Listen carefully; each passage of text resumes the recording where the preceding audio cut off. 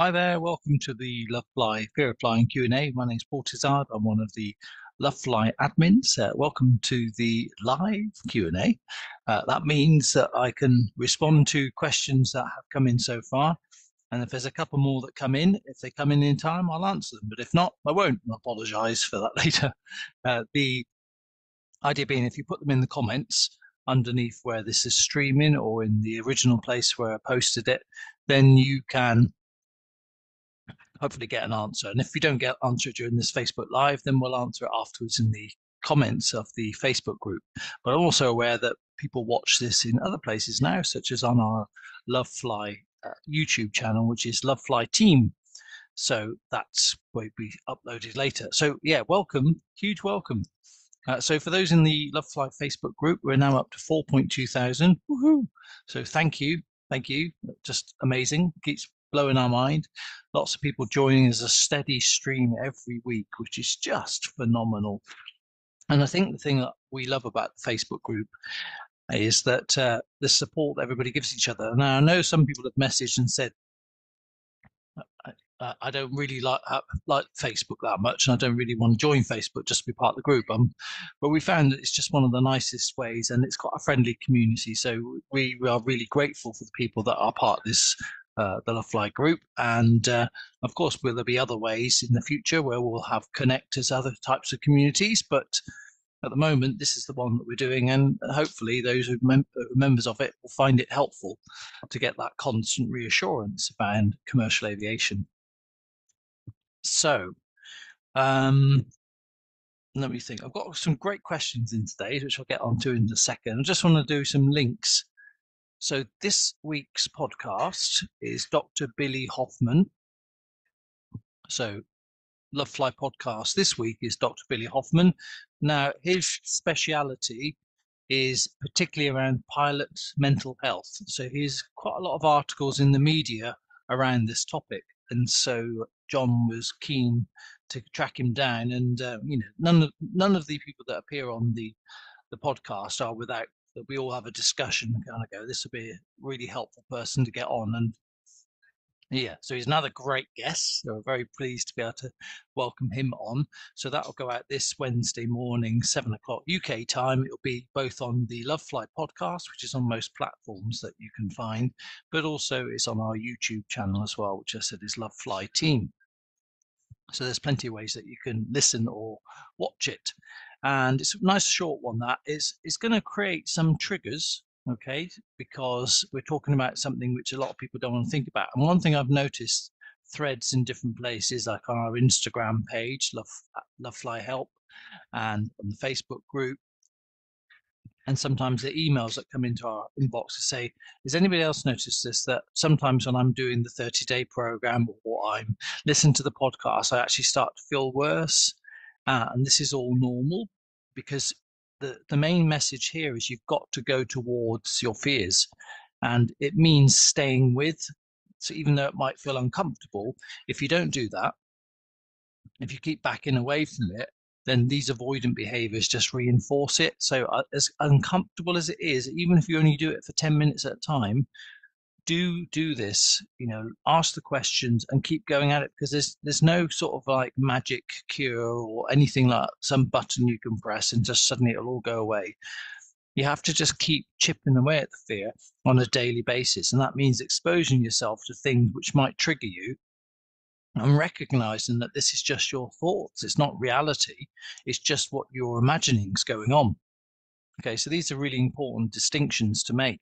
Is that if you're nervous and you just look at an aircraft or you just listen to a podcast, then recognize you're not in an aeroplane. So it's all your brain doing it, or old patterns repeating themselves, whether it's physically or mentally, so, and this is good news because it means that they were learned and they've just been practiced and reinforced. And so it's never too late to start some new patterns and some new ways of operating when it comes to commercial aviation. All right, so all is not lost. Right, questions this week. So there's a couple of great ones here, So turbulence, this is from June, says, when I see videos or in the media, people filming during turbulence. It's shaking all over the place, and my concern is that it's going to shake so much it'll get thrown sideways and it won't be able to correct its course or correct itself. Okay, so first of all, what's going on inside the cabin is not what it looks like from the outside. So it feels worse because you're jostling around, like we often say, like Captain Steve would say, we're just going down a cobbled street, boom, boom, boom, boom, boom, boom, boom. It's just disturbed air to a greater or lesser degree, but it's not doing anything harmful to the aircraft. The things shaking and rattling, they're supposed to do that because aircraft have a lot of flexibility in them. So nothing's really bolted on inside that's rigid. It's all quite loosely fitted, so it all kind of jostles around. It's supposed to do that. I know you might not like it, but that's what it's supposed to do. The next thing is to say, when people are filming inside the cabin, sometimes I've noticed that it looks like it's all rock and roll, but I promise you, if you had a cup of water in front of you, filming at the same time, it would be hardly moving. And even if it is moving quite a bit, if you've got your seatbelt on, nothing will happen to you. So in terms of can the aircraft be shake so much that it'll move to the left and the right, this is a great question, because a lot of people ask this one, and it's really hard to get your head around the physics. But if you just think about it like this, so you imagine the weight of a train. Okay, so a train weighs, let's say, typically about the same as an aircraft. All right, so that sort of weight on rails going along at 120 miles an hour. That's about the speed that a train would go. You can imagine if you ever stood next to that and feel that force. It makes the ground rumble. It creates huge winds. It has fantastic power. You think, crikey, well, that's some power. So imagine that up in the air going at 400 miles an hour, same sort of weight. What is going to knock that off track? So you imagine there's rails or tracks in the sky going at that speed with that amount of power behind it. Can you imagine that? What's it going to take? So we often imagine these sort of things, but the reality is it doesn't. It might have a little bit of sideways drift, but there's a huge envelope of safety around every aircraft. So even if it did drift a little bit, it'll be back on course in no time. So, and this is all stuff that's been known about for many, many, many, many years. So you think about how much commercial aviation has evolved over the last it's been going over 100 years, but how much it evolved in the last 50, 60 years in terms of what we know and the safety and the backups so we know about all this sort of stuff, and it's not a problem. I think that's what I want to say. I was going to waffle on there, but I think the main message you're getting there is you're okay. But these are the sort of questions that is really normal. And the other thing I'll say, June, is that hopefully by the time you join us for the Manchester course, because I know you're joining us on the 13th of April up in Manchester, you will have quite a lot of these questions answered already, but you'll have more opportunities. So do watch the video that comes with, as part of the pre-work for your 13th of April course, and keep engaging with the Facebook group like you are, because these are all the keys to success. But the more you go towards this, beating this fear, and then you come and do the course with us, you're doing everything humanly possible to move towards it. So keep doing what you're doing. It's great. Great example as well. Okay, Barney's asked a question, which June has also said, yeah, I've seen that as well. And there's been passenger reports about seeing screws loose on the Boeing plane. Okay, so the reason I was a bit late coming on today is I was Googling the hell out of it to sort of see what's all this about, because I haven't heard any of this, and had a good mooch around. Okay, how can I put it? So there is a report that's been released by the FAA to ask people to ask certain types of airline types, people who own that airline type, to check for certain bolts on a certain part of the aircraft. Okay. And I read the report and I thought, oh my goodness, if I didn't know, hadn't seen what I've seen over the last 25-ish years, I can see why that would worry people, because you get the sense of like there's some sort of one critical bolt that's just holding everything together at the back of the plane. And the way they write it makes it feel like that. But this couple of things to say about it, that anything that the FAA, the CAA, any of these official authorities find out about any aircraft, even if it's a cautionary thing, they will share it across all fleets, all airline providers, because it's all open knowledge. And because it's open knowledge, you'll all hear about it as well. Now, when the media get hold of it, they make it like it's a much more critical thing than it is. So anything that's found, they'll share that information, and then every airline provider will check it and sort it out. But there's no single fault for anything. Now, I'm not saying commercial aviation's perfect, because nothing is, but it's not far off. And the thing that I love about commercial aviation, and why I always feel so safe, no matter what comes out in the media, is that I know the professionals and how regulated and checked and licensed and everything is that they are, and everybody else is that works in this industry. It's so packed full of professionals that are just always doing their best to try and make it safer and safer and safer, you know.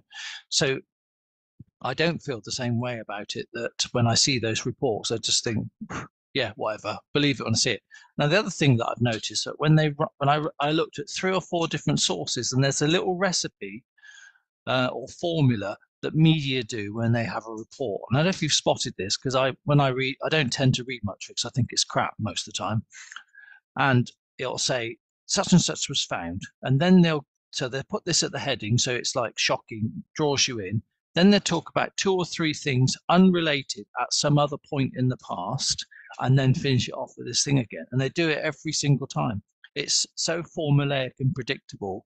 After a while, it becomes somewhere between frustrating and laughable, because it drives us nuts when we see stuff that's written in the media. And you only have to watch the odd Hollywood film. I had a rant the other day about the film Plane, and how much inaccuracies there are built into that. There's so much crap written about commercial aviation. It's not in anyone's interest for it to not be safe, because we've all got skin in the game. And any airline that doesn't have an impeccable safety record goes out of business, and that's not in anybody's interest either.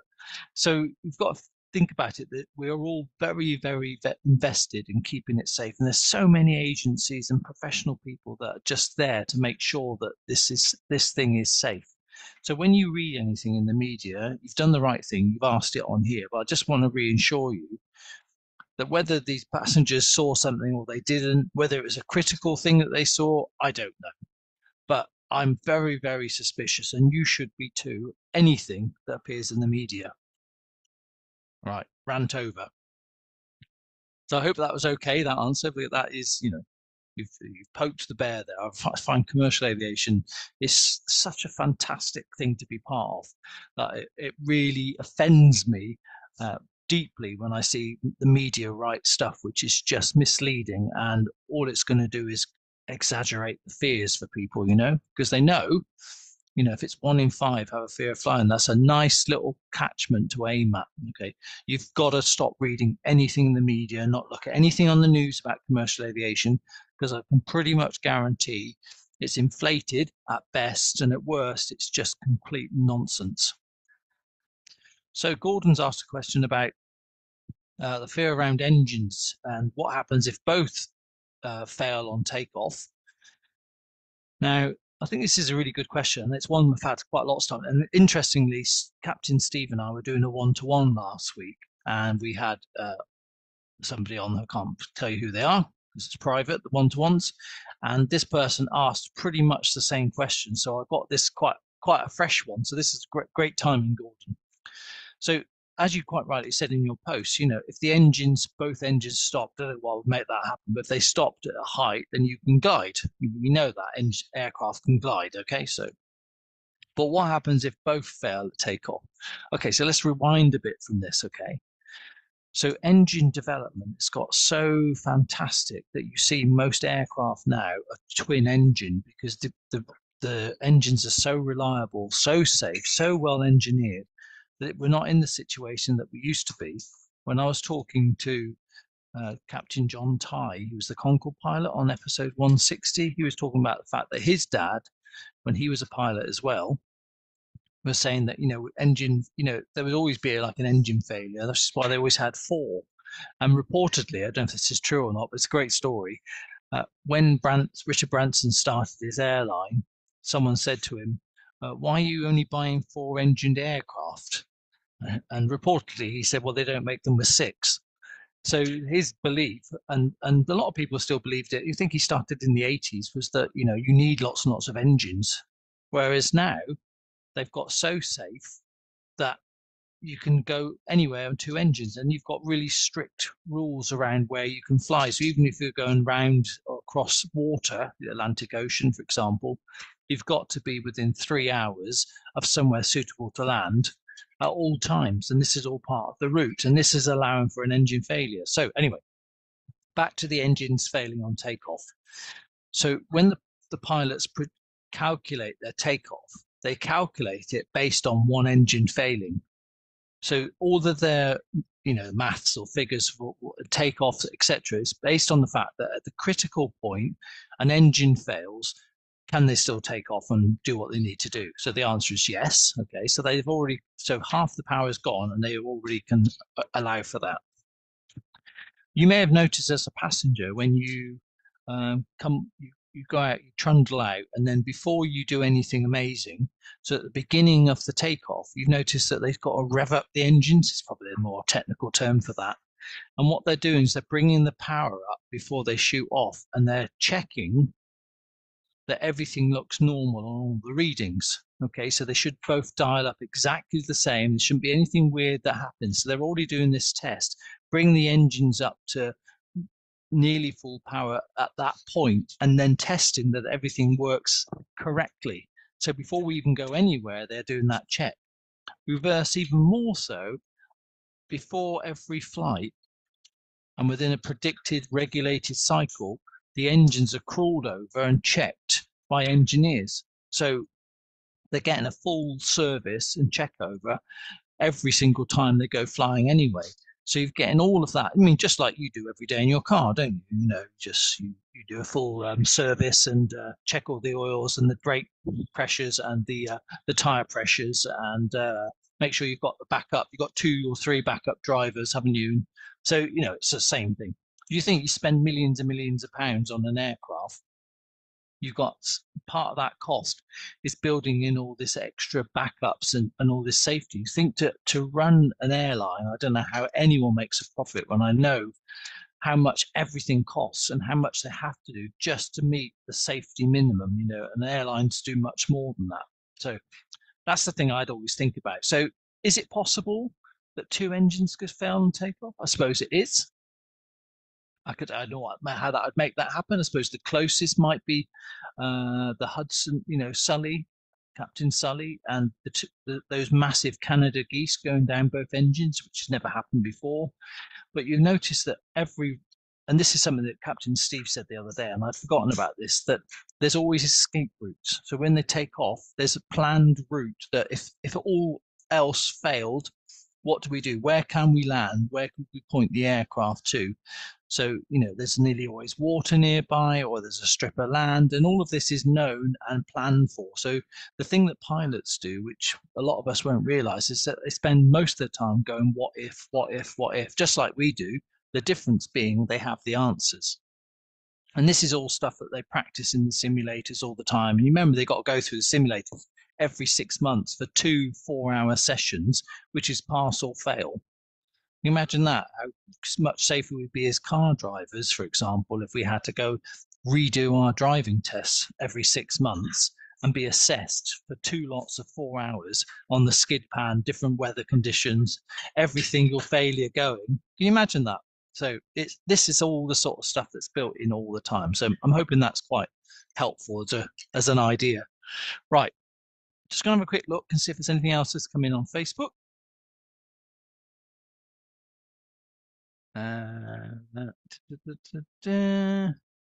Right, can't see anything else that's come in.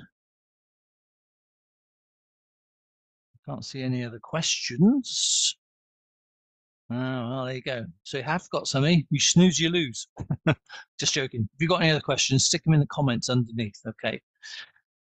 So just to recap, this week on Wednesday, you got Dr. Billy Hoffman talking about pilot mental health and all the things. He's been in the news a lot talking about this, so it's a really good one to check out. And that's the Lovefly podcast, which you can get on most podcast platforms, but you can also watch it on our YouTube channel, which is Lovefly Team. What else is going on? I'm actually interviewing this week a jet engineer that Sarah Fowler has managed to arrange. Thanks, Sarah. And so he'll be on the podcast. So I've got about 1,010,000 questions to ask him. So if you've got any questions you want to specifically aim at a jet engineer, please put them in the Facebook group and in the comments section underneath this live, so then I can pick them up and tag me so I know, because I'm doing the interview on Thursday. So if you've got any burning questions, excuse the pun, please let me know. But lastly, just want to say thanks again for being part of all the different ways that we connect with you in the different Lovefly communities. Thank you for helping each other, which is we see massive amounts of huge evidence for that. And it's just phenomenal what everybody does for each other. So please keep doing that. It's massively rewarding for us to see that going on. And for those who are looking for a little bit extra help, don't forget we've got programs available. If you go to lovefly.co.uk and just click on courses, you've got our 30-day program, you've got an instant downloadable webinar, you've got a face-to-face course running on the 13th of April in Manchester. There's still a few places left on that. And what's the other? And they've also got options for one-to-one. If you're really serious, you want to do something private with us, then that is also an option. So you can see all of that on our lovefly.co.uk website. And yeah, just keep doing what you're doing. Don't give up. Keep moving forward towards the fear, because as we've seen thousands and thousands of times, no matter how bad your fear is, as long as you don't give up on yourself, there's no reason why you can't get past it. Some people end up loving flying. Some will just get to the point where they can manage their anxiety around it. But anxiety is normal. We all have it.